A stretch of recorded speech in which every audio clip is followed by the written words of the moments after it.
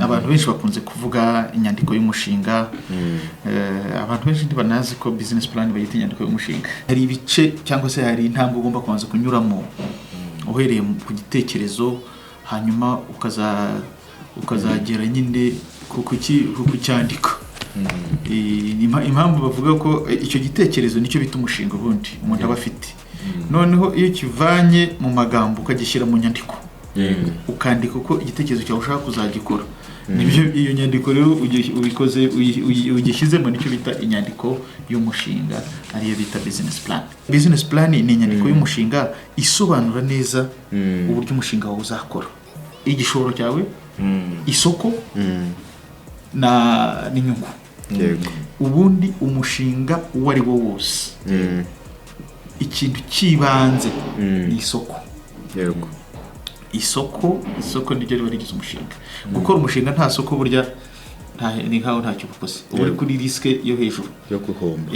Tukaba dukangurira abantu bacu rero badukurikira cyangwa se abadukurikira, ugiye utekereje umushinga jya ubanza urebe niba ufite isoko. Ubanza unavugane nabo abazakugurira, kuko iyo utabikoze ni kwa kundi nyine umuntu abyuka mu gitondo agafata ikarito akagenda agatereka ku muhanda, nta muntu yigeze avugana nawe. Uwo muntu rero hari bumwe bazamuka, ariko urumva nyine amahirwe yo guhomba bari menshi cyane kuruta wa wundi wabanje kujya ku isoko. Niba agiye gukora umugati akagenda akajya ku isoko akabanza akavugana n'abazamugurira, noneho ibyo bamusabye. Impamvu banza kuvugana n'abakiriya no kugira ngo ibyo bagusabye abe ari byo baha, ntujye kugira iwe ibyo witekerereje gusa.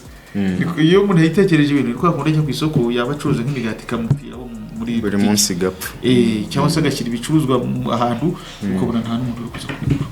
Ariko iyo wajyanye ikintu abakiriya ubwabo babikwisabiye, niyo mpamvu tuvuga nyine kubanza kuvugana n'isoko. Niba ushaka kugemura ibishyimbo muri Nyabugogo, ukabanza ukavugana n'ababifata, ukagenda ukabifata ukabibahereza.